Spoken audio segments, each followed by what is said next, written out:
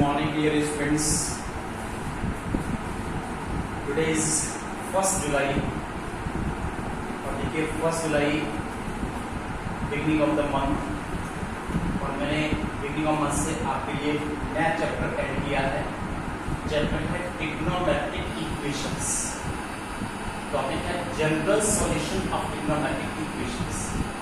इस general solution को तो मैं अभी डिस्क्राइब करने जा रहा हूँ, अभी आपको डिस्क्राइब करूंगा। इससे पहले मैंने लास्ट टॉपिक जो अभी फिनिश किया है उसमें से भी एक और क्वेश्चन लिया है, इंपॉर्टेंट क्वेश्चन, इसलिए मैंने उसमें से एक और क्वेश्चन लिया है।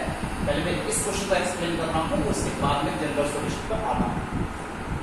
तो dear students, this is the question. If a plus b plus c is equal to pi, show that part a upon 2 plus part b upon 2 plus part c upon 2, that is part a upon 2, part b upon 2, part c upon 2. Now you will simplify. Simple solution is there. Since a plus b plus c is equal to pi, transpose angle c, that is pi minus c.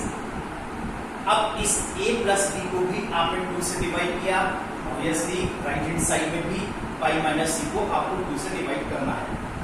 इसको हम separate कर सकते हैं। जब यहाँ पर LCM single term होता है तो इसको सेपरेट कर सकते हैं।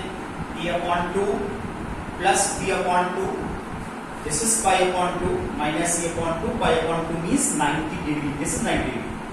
Now by taking part in both sides, part a upon 2 plus b upon 2, part 90 minus a upon 2. ये देखिए part 90 minus a upon 2, this is complementary ratio. That's why it is converted into 10c upon 2.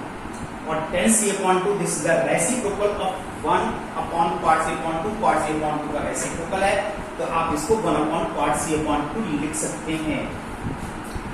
अब इस part a upon 2 plus part b upon 2 को आपने sum of two angles के फॉर्मूले से open कर लिया।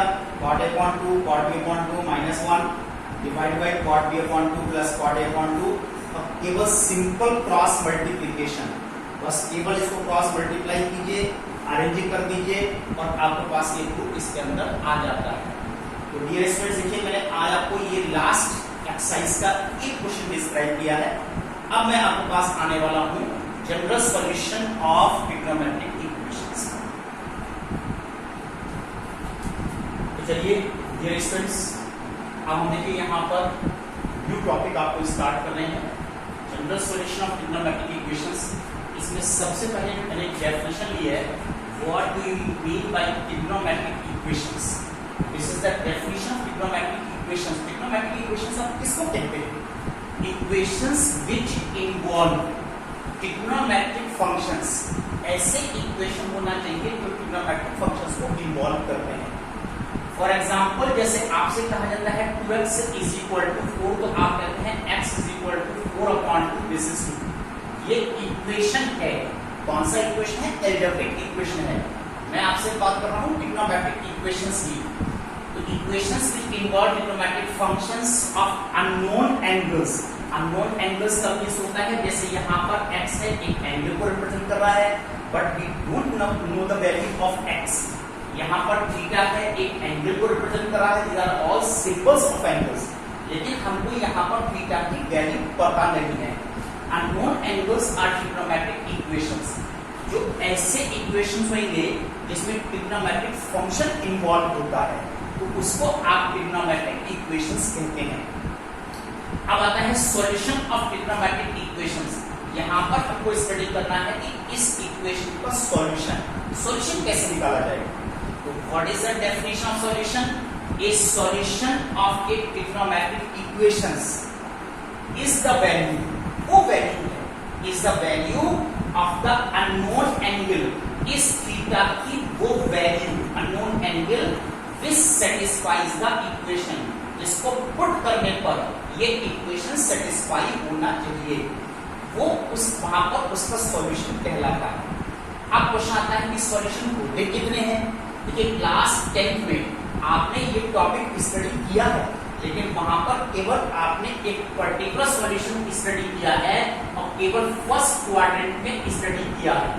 थीटा की वैल्यू फर्स्ट क्वाड्रेंट में कितनी होती है ये आपने स्टडी किया है, लेकिन क्लास 11th में मैं इसको मॉडिफाई करने जा रहा हूं और अकॉर्डिंग टू रूल एक trigonometric equation may have infinite number of solution।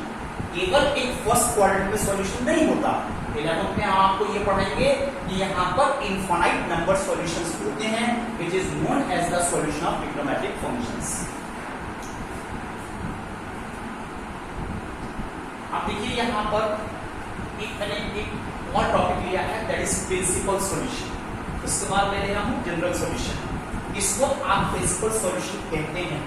The solution of a trigonometric equation for which 0 less than equal to x less than equal to 2 pi are called principal solution. ये आप यहाँ पर range study कर रहे हैं, इस range के according 0 से स्टार्ट करके देखिए यहाँ तक 2 पाई इतना एंगल इसमें इनपुट हुआ। तो कभी भी किसी भी ट्रिग्नोमेट्रिक इक्वेशन का सॉल्यूशन अगर आप इस रेंज में देते हैं, यानी फर्स्ट 4 क्वाड्रेंट्स में देते हैं, फर्स्ट 4 क्वाड्रेंट्स में देते हैं, वो उसका प्रिंसिपल सॉल्यूशन कहलाता है। फॉर एग्जांपल जैसे sin थीटा की वैल्यू 1/2, आपने कहा कि 1/2 को हम लिख सकते हैं sin 30 डिग्री, तो दिस इज थीटा 30 डिग्री। इसी को रेडियंस में लिखते हैं तो 5.6 रेडियन में कन्वर्ट हो जाता है। ये आपने 30 डिग्री कहां निकाला? फर्स्ट क्वाड्रेंट में निकाला, दैट इज अ प्रिंसिपल। इसी को यहां पर देखिए sin theta is equal to 1/2। यहां पर अगर हम इसमें sin थीटा की वैल्यू sin 150 यूज करते हैं और sin 150 को अगर आप यहां पर कैलकुलेट करते हो तो इसकी वैल्यू भी 1/2 आती है। Therefore, theta is equal to 150 degree is also possible। Difference क्या है? 30 डिग्री फर्स्ट क्वाड्रेंट में निकाला है आपने, 150 डिग्री सेकंड क्वाड्रेंट को बिलोंग करता है, आपने सेकंड में निकाला है, और दोनों में ही साइन पॉजिटिव है और ये दोनों एंगल इस रेंज को सेटिस्फाई करते हैं। ये दोनों प्रिंसिपल सॉल्यूशन कहलाएंगे। अब आता है general solution. A solution of a trigonometric equation generalized by means of a periodicity। मैं आपको बता दूं सभी 6 ट्रिग्नोमेट्रिकल फंक्शंस पीरियोडिक हैं। पीरियोडिक मींस होता है कि एक फिक्स इंटरवल के बाद उनकी वैल्यू रिपीट हो जाती है, सबका एक पीरियड फिक्स होता है। पीरियोडिक फंक्शन है, is known as the general solution. तो अगर आप इसका सॉल्यूशन हर पीरियड में निकाल लेते हो तो वो उसका जनरल सॉल्यूशन कहलाता है। तो dear students, this topic again I will continue tomorrow. आपको मैं फिर एक्सप्लेन करूंगा कि जनरल सॉल्यूशन कैसे निकाला जाएगा। That's all today. Keep reversing. Thank you.